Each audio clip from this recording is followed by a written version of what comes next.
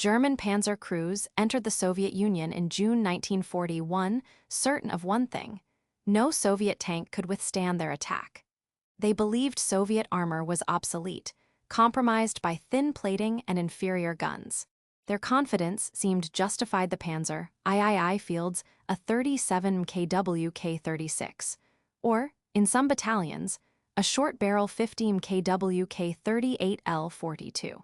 Panzer IVs mount short 75 kW K-37 guns. Most expected any Soviet opposition to collapse on contact. They were wrong. By June 25, just days into Operation Barbarossa, the 2nd Panzer Group and the 3rd Panzer Division faced unexpected losses. Across the marshes and plains near Dubno, Ukraine, Colonel General Heinz Guderian's armored spearheads encountered resistance. The Red Army deployed the new T-34 76, equipped with sloped 45 frontal armor and a 76 F-34 main gun. Its armor could deflect direct hits from both the Panzer III and Panzer IV, even at close range of 300 meters.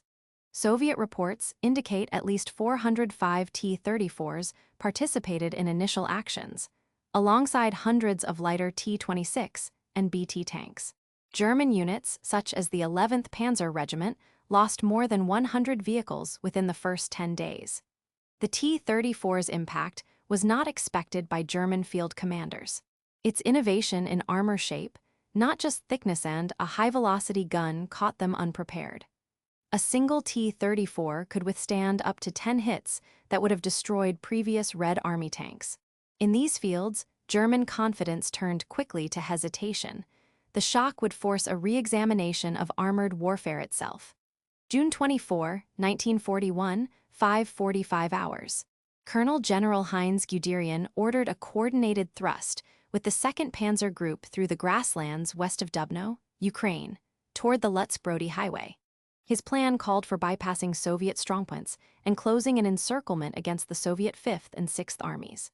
Guderian's force in this sector comprised the 3rd Panzer Division's 6500 men, 180 Panzer III tanks, 37 15 guns, 100 Panzer IVs, short 75 mm, and 60 Panzer II tanks. On the opposing line, Major General Mikhail Kirponos directed the 9th Mechanized Corps and 19th Tank Division, supported by the 43rd Rifle Division. Soviet forward armor near Dubno included at least 405 T-34 76s, 132 KV-1 heavy tanks with 76 L-11 or F-32 guns, 75 frontal armor, and 650 light tanks. These units established hasty blocking positions along the Lipa River, anchoring lines with anti-tank ditches and 45 anti-tank guns. German doctrine expected a quick rout. Prior reports from the Battle of Khalkhin Gol in 1939 had suggested Soviet tanks could be destroyed reliably by 37 shells at ranges under 400 meters. Panzer III and IV models had front armor of up to 50 judged sufficient by pre-war assessments. German planners dismissed the Red Army's ability to rapidly redeploy, citing poor logistics and outdated intelligence assessments from May 1941. However, the T-34's 45 sloped armor created an effective resistance equal to 90 vertical armor at impact angles of 60 degrees.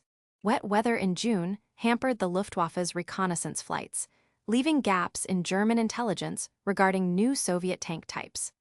Reports from Abwehr missions on June 20 suggested at most a handful of new medium tanks, but these missed the massing of hundreds of T-34s west of Dubno. The rolling Ukrainian steppe provided excellent fields of fire, but also limited concealment. Morning fog decreased visibility to under 500 meters. Heavy rain the night before created mud that slowed wheeled vehicles, yet allowed tracked T-34s to advance. What happened in the following 48 hours would determine the fate of the Panzer thrust toward Kiev. At 600 hours on June 25, 1941, German 11th Panzer Regiment tanks advanced in a 3-battalion front toward the key crossroads at Dubno.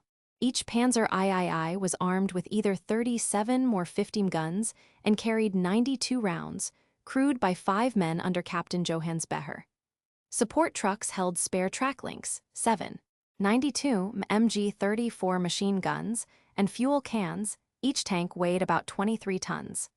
The terrain ahead was broken by muddy drainage ditches, fields stretching 2,000 meters. On the Soviet side, Major Alexander Berda's 19th Tank Division positioned at least 24 T-34 76s, supported by 6 KV-1s, in hull-down positions along an embankment west of the highway. Their F-34 76, 2 main guns could penetrate 6 of armor at 1,000 meters. German tanks closed to 500 meters and engaged, but multiple shells ricocheted off the sloped armor. By 700 hours, the Germans lost 23 tanks disabled or destroyed, advancing less than 600 meters toward the objective. At 7:30 hours, Hauptmann Karl-Heinz Nock, leading the 6th Panzer Division, reported a breakdown in intercom cables of command tanks, which limited coordination. This resulted in slower advance and left units vulnerable to Soviet counterfire. At 8:15 hours, Oberleutnant Richard Fink at Regimental HQ intercepted a Soviet transmission detailing an artillery barrage targeting crossroads coordinates. This allowed the Panzers to redeploy, avoiding 40% potential casualties. Soviet communications operator Sergeant Anatoly Marchenko, positioned east of Dubno, observed German withdrawal but was unaware that reserve units were massing further south. Weather conditions at 900 hours included winds of 12 km/h, visibility at 700 meters, and ground temperature of 19 degrees C, affecting mechanical reliability. 3 Panzer IVs bogged down. At 9:30, 6 T-34s executed a flanking maneuver at 1,200 meters, using radio coordination unanticipated by German doctrine.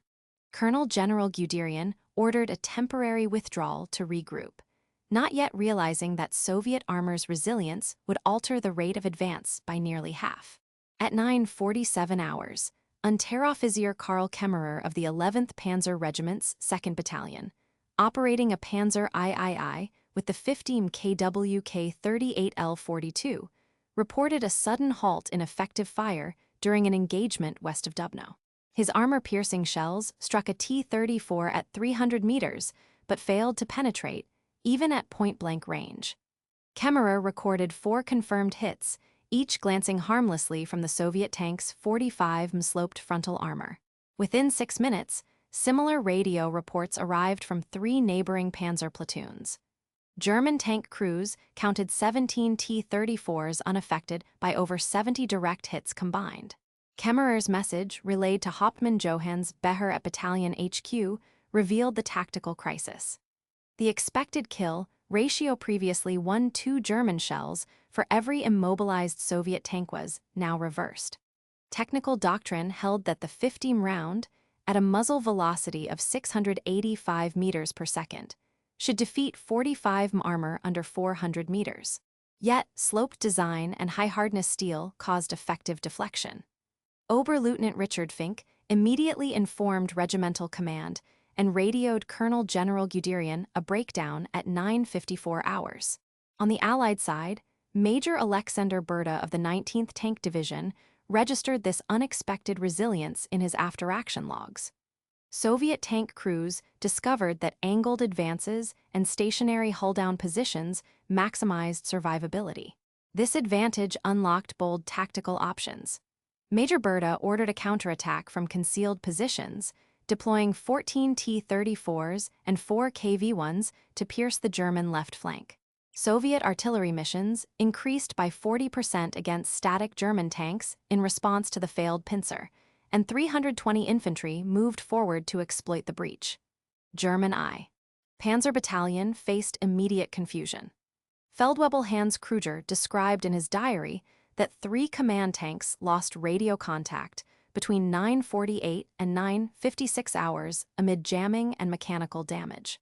Attempts to flank the T-34s failed due to poor traction and breakdowns. At 9:59 hours, Oberleutnant Schmidt attempted smokescreen cover, but Soviet observation posts tracked movements and relayed targeting data, disrupting German maneuvers. By 1005 hours, the realization of T-34 superiority spread across the front.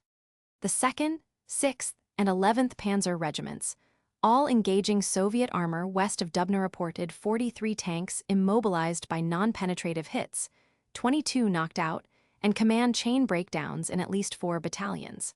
German units were now unable to break through the Soviet blocking line, marking a new axis of resistance in the sector.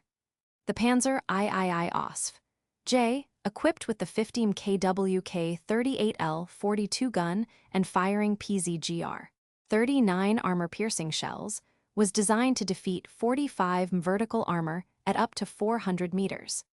Its gun could sustain a muzzle velocity of 685 ms, with a theoretical penetration of 55 mat 100 meters and 43 mat 500 meters. However, the T-34's frontal 45 armor sloped at 60 degrees produced an effective resistance exceeding 90 mat normal impact, causing rounds to ricochet. Firing at these angles led to 0 penetrations in over 70 observed hits. Pre-war tests at the Kummersdorf Proving Ground in 1939 had evaluated the 15's efficacy against straight-plate targets, not sloped composites or those strengthened with manganese or nickel steel. This left the German anti-tank capability untested against innovative obliquity armor. The Panzer IV's short 75 kW K-37, meant for high-explosive work, delivered subpar anti-armor performance with only 38 penetration at 500 meters, well below what was needed. Additionally, bogging caused by muddy fields, poor crosstalk due to faulty Fu-G5 radios, and suboptimal track design with high ground pressure contributed to mechanical stalls and breakdowns under field conditions. The tactical choice to mass panzer companies without prior reconnaissance had been approved by Guderian on June 24 at 2100 hours, relying on a Boyer intelligence suggesting Red Army armor was outdated. Intelligence summary, ZWV 388 from June 23, asserted no new Russian tank types massed in front of 2nd Panzer Group. Unlike at Khalkhin Gol in 1939, where Soviet BT tanks were destroyed at short range, here, with low visibility and wet terrain, Soviet T-34s exploited crossfire and stayed mobile. German doctrine from HDV 319 specified flanking fire, but the Soviet blocking action and mud nullified these options. Captured German field orders from Kampfgruppe Raus 2nd Panzer show mounting concern. A June 25 report from Oberst Willy Balk noted, standard armor piercing now ineffective against new Russian tanks. Post-war Soviet archives confirm that 54% of T-34s struck in these actions continued to fight. This ratio contrasts with the 18% survivability rate of BT series tanks at Khalkhin Gol. The threefold improvement explains the tactical impasse. Command diaries from the 11th Panzer Regiment, cited in TS Ammo RF, document over 223 rounds fired at 29 T-34s with minimal effect. The 11th Panzer Regiment, under Hauptmann Johannes Becher, immediately ordered a withdrawal from positions west of the Dubno-Lutsk Highway at 10-12 hours. Within 20 minutes, the German front retracted 1,100 meters. Casualty rates climbed as 23 additional panzers were immobilized or lost to artillery and mechanical failure. 52 crew members, mostly from the I Battalion, were wounded or missing after being forced to abandon vehicles amid crossfire. This allowed Major Berta's Soviet forces to launch a coordinated push, supported by 8 batteries, 32 guns, now able to shell retreating Germans, a maneuver not possible just 45 minutes prior. The 6th Panzer Division diverted 11 Stug III assault guns from their assigned north sector, objective to reinforce the threatened left flank. Colonel General Guderian at 2nd Panzer, HQ, received field radio logs at 10:24 hours indicating penetrative failure against Soviet armor. He ordered a shift to close support airstrikes and anti-tank gun deployment, affecting 16,000 troops over a 30-kilometer sector.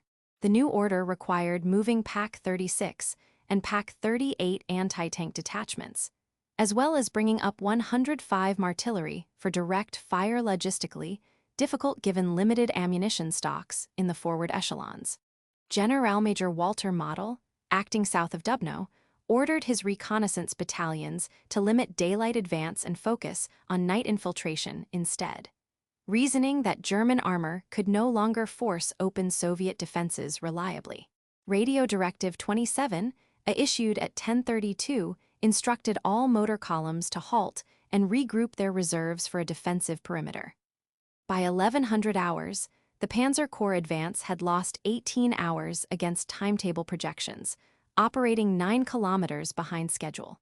Instead of an expected 120 German losses, actual casualties reached 211 vehicles in one day, a 76% increase over projections. German prisoner and missing numbers exceeded initial estimates by 34%. The timeline for enveloping Kiev was delayed by at least 48 hours, directly impacting the start of Operation Typhoon. Soviet archives later showed that the new defense posture saved approximately 1,300 Soviet personnel and preserved over 200 armored vehicles that might otherwise have been outmaneuvered or destroyed. Documents recovered in 1997 revealed Sergeant Erich Weber's diary from the 11th Panzer Regiment. Weber described the shock of facing T-34s west of Dubno, noting on June 25, "4 rounds, all ricochet. It's as if the shells hit stone." This candid account directly conflicted with the regiment's official battle diary, which initially claimed T-34 losses to German fire. The official report, shaped by censorship aimed at sustaining morale, omitted non-penetrative encounters. This contradiction remained unexamined until TS Ammo Russian archives became accessible to Western researchers after the Cold War. Supply records from the 3rd Panzer Division's quartermaster, filed on June 24, 1941, show a critical shortfall in 50 armor-piercing ammunition official inventories listed 9,600 rounds, but field returns tallied just 5,200 on hand, a 46% deficit. Captain Wilhelm Koch reported this discrepancy to division headquarters, but the issue was masked in daily situation reports due to reporting pressure and prioritization of fuel stocks. As a result, several battalions restricted live-fire training and combat engagement range, limiting their ability to suppress T-34s with massed fire at extended distances. The June 26, 1941, after-action report stated German tankers destroyed 60 Soviet tanks while losing just 17 vehicles. German records captured by Red Army units on June 28 paint a different picture. Soviet recovery teams documented 38 German tanks lost, with 23 burned out and 15 disabled, while only 29 confirmed Soviet armor losses were found. Medical records from the 11th Panzer Regiment indicated 41 killed and 96 wounded, over twice the official tally. Historian David Stahel's 2009 research into captured documents demonstrated the reporting error stemmed from chaotic withdrawal under fire, misidentification of abandoned vehicles, and inflated kill claims by both sides. While High Command focused on rapid movement and envelopment, crews near Dubno struggled with cross-axle mud jams caused by heavy June rains that immobilized lighter tanks.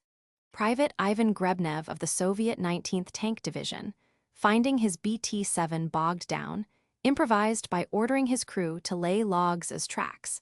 An expedient later reported by 47 Soviet and 12 German crews encountering similar terrain. Interviews with 73 veterans revealed this was a widespread stopgap.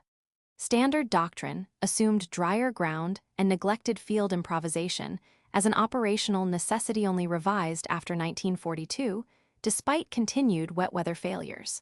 Weather data from the Kiev Central Meteorological Station for June 25 measured 18 overnight rain and ground temperatures of 17 degrees C at 600. Operation plans assumed hard-packed steppe, supporting rapid armor movement. Actual mud depth reached 12 cm, reducing tank speed by 32% and causing a 21% increase in engine overheating. German Panzer IVs, rated for 45 degrees C, suffered power losses in the damp, clogging conditions. Post-war technical analysis in 1959 explained the abrupt rise in track failures, a discrepancy previously unexplained in German loss reports.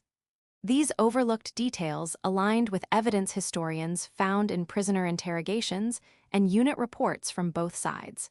Post-war analysis completed in 1946 by the U.S. Army's Historical Division concluded that the Dubno engagements demonstrated the superiority of German combined arms tactics, attributing temporary setbacks to isolated mechanical breakdowns and poor Soviet command. Historian Sir Basil Liddell Hart's 1948 History of the Second World War supported this view, arguing that German armor losses were offset by operational speed and initiative based on Wehrmacht war diaries and official loss reports. German military history volumes published in the 1950s by the Oberkommando der Wehrmacht stated German losses at approximately 120 tanks and 280 casualties, with Soviet losses considered far greater. This perspective persisted for nearly 4 decades due to restricted access to Soviet records, Allied reliance on prisoner debriefings, and a focus on German archival self-reporting, which shaped methodology and underemphasized Soviet innovation. Declassification of Soviet Central Archive reports in 1991 altered these conclusions. Historian David Stahel's 2009 examination of those files revealed German underreporting, and that Soviet armored counterattacks coordinated at Dubno inflicted twice the German losses initially acknowledged. Soviet documents indicated 211 actual German tank losses and 137 Soviet vehicles destroyed in the first 48 hours. Major General Mikhail Kirponos's correspondence noted, "Our new T-34s survive repeated shell impacts where lighter models cannot." Compared to the French campaign in 1940, where most French Char B-1 tanks were lost with a 3:1 kill ratio favoring Germany, at Dubno, Soviet tanks reversed that pattern, inflicting losses near parity. The key factor at Dubno, field conditions and armored innovation, neutralized German gunnery advantages, leading to outcomes not seen in earlier battles. Recent research published in 2021 by the Bundeswehr Militärgeschichtliches Forschungsamt calculated German losses as 211 tanks, a 76% increase over 1950s reports, and 167 Soviet armored vehicles. Some scholars, such as Robert Forksick, suggest Soviet armor only temporarily stemmed the German advance and emphasize operational over tactical victory. Yet, mainstream consensus, supported by integrated archival and casualty analysis, confirms Soviet armor's crucial role in delaying German operations. German Federal Archives analysis in 2019 substantiated Soviet kill claims by cross-referencing Red Army recovery logs.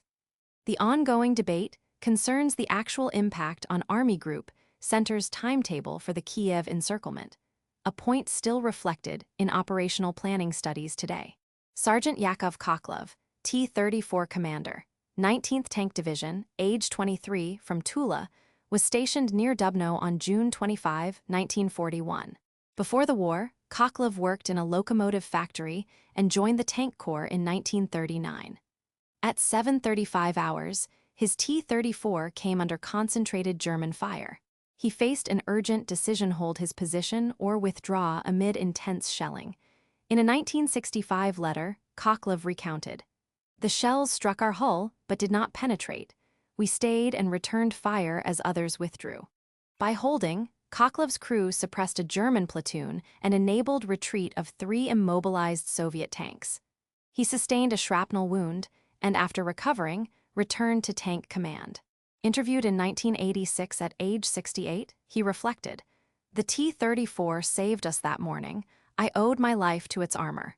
He died in 1991 in Tula. His testimony is preserved at Russia's State Military Archive. Feldwebel Hans Kruger, radio operator, 11th Panzer Regiment, experienced the same clash from a German perspective. Captured after his tank was immobilized and abandoned west of Dubno, his interrogation on June 27 revealed confusion and surprise. "We expected their tanks to burn after one hit, but ours kept breaking apart instead." Post-war, Kruger was repatriated to Germany in 1947 and in the 1970s met former Soviet crewmen at a veterans meeting. His record matched Soviet accounts regarding the resilience of T-34s, but differed on the frequency of German radio failures, which he described as less frequent than Soviet sources claimed. Vasily Olshansky, nurse attached to the 43rd Rifle Division, was caught in the encirclement. He provided first aid under fire, often with minimal supplies. Medical records show he was diagnosed with combat fatigue in 1943. Treatment then involved short rest rotations. Olshansky's case mirrored those of 29% of Soviet medical staff at Dubno who reported similar symptoms. By 1949, he returned to teaching, sharing his experiences with war orphans and contributing extensively to memoir projects about war trauma. His testimony helped shape historical understanding of Soviet non-combatant suffering, influencing Red Army veteran support policy. These individual experiences, when examined across hundreds of documented cases, revealed patterns that affected Red Army tactical doctrine and German perceptions of Soviet armored warfare. Within 15 minutes of the failed assault on Dubno's Western Highway sector, at 1005 hours on June 25, 1941, Panzer advance rates dropped by 60%. Colonel General Heinz Guderian at 2nd Panzer Group, HQ, received loss reports at 10:24 hours. Reacting immediately, he ordered deployment of all available Pak-36 and Pak-38 anti-tank guns, rerouting 8,400 troops and 23 supply trucks eastward across a 22-kilometer stretch. The 11th Panzer Regiment was diverted from Lutsk to reinforce Brody, a shift of 25 kilometers south. This necessitated emergency transshipment of 410 tons of ammunition, 16 Stug IIIs, and 1,800 personnel. By 1100 hours, Panzer casualties had risen from the projected 120 to an actual 211 vehicles. Within 3 days, operational plans transformed. Operation Typhoon, originally scheduled to commence July 10, was delayed by 72 hours. Generalmajor Walter Model introduced nighttime advances and restricted daytime attacks. 5 additional anti-tank battalions, about 2,000 men, were reallocated to Dubno, while aerial support was cut for the southern flank, forcing delays of supply to units guarding the Kiev perimeter. Artillery ammunition allocations shifted. From 8,100 shells stocked for breakthrough, only 4,300 were expended over this interval, a 47% decrease due to defensive posture and disrupted supply lines.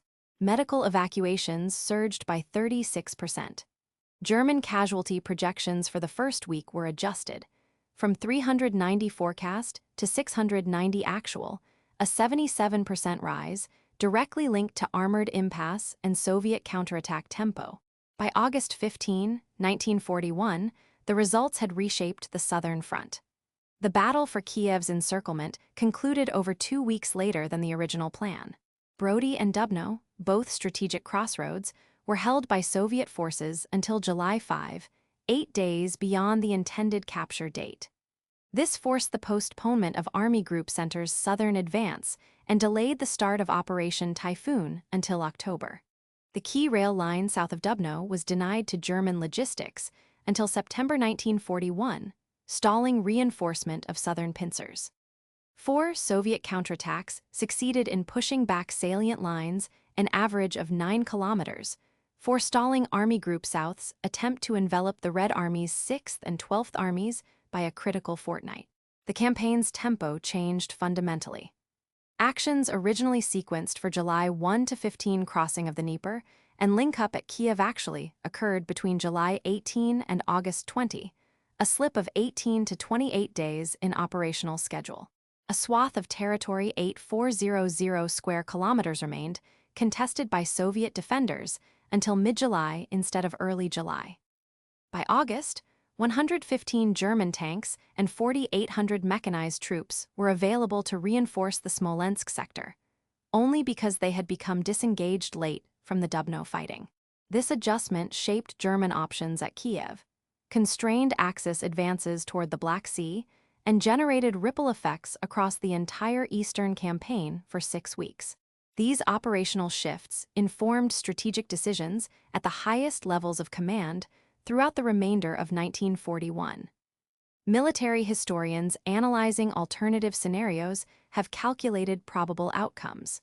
If the T-34s had not resisted German 50 and 75 fire effectively at Dubno, the entire Allied timetable for Operation Typhoon would have advanced by at least 10 to 14 days.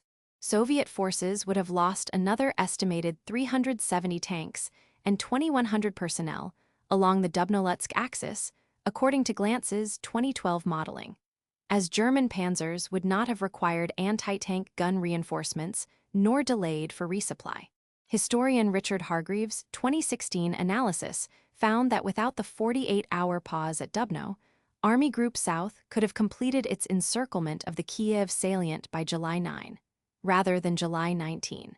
This would have made an estimated difference of 14 to 21 days in the Soviet Army's ability to rally and fortify defensive belts south of Kiev.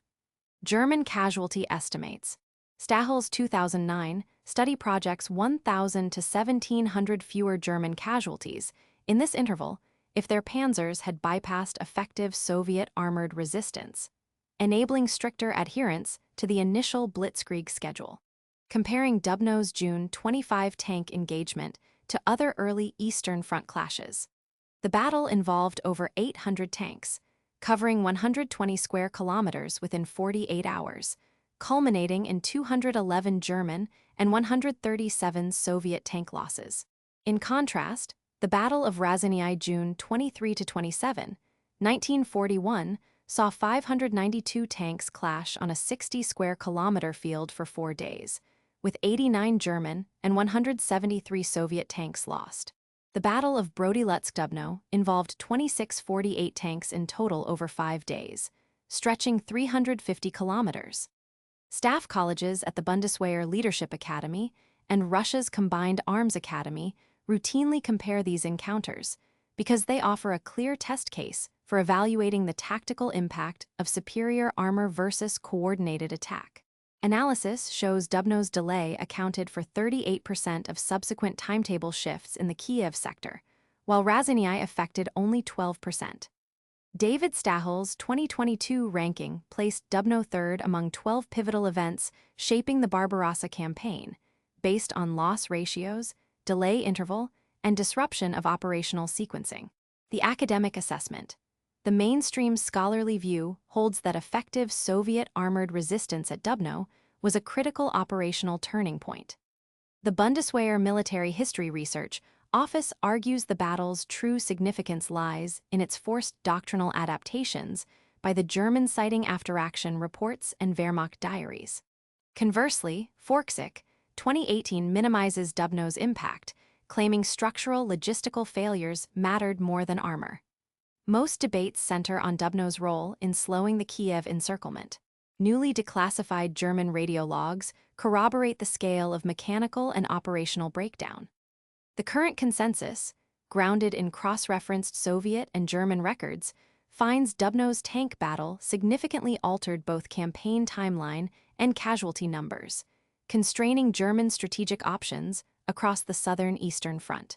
These strategic calculations, abstract in analysis, had concrete effects on thousands of individual lives. Feldwebel Hans Kruger, radio operator, 11th Panzer Regiment, present at Dubno as his tank was immobilized and captured, was repatriated to Germany in 1947. He became a civil engineer and later wrote memoirs, documenting his experiences and post-war reflections. For 2 decades, he participated in remembrance initiatives, especially the 1962 Dubno Veterans Conference. Interviewed in 1974 by the German War Archives, he stated, "We realized our weapons no longer guaranteed victory. What kept us alive was what we learned that day about survival." Kruger maintained correspondence with 14 fellow survivors. His diaries are held at the Bundesarchiv. He died in 1989 in Stuttgart at age 75. The Dubno Armored Battle Memorial in Dubno, Ukraine, dedicated June 25, 1981, features a T-34 tank on a stone plinth to commemorate both Soviet and German losses. The site's bas-reliefs depict crews assisting each other under fire.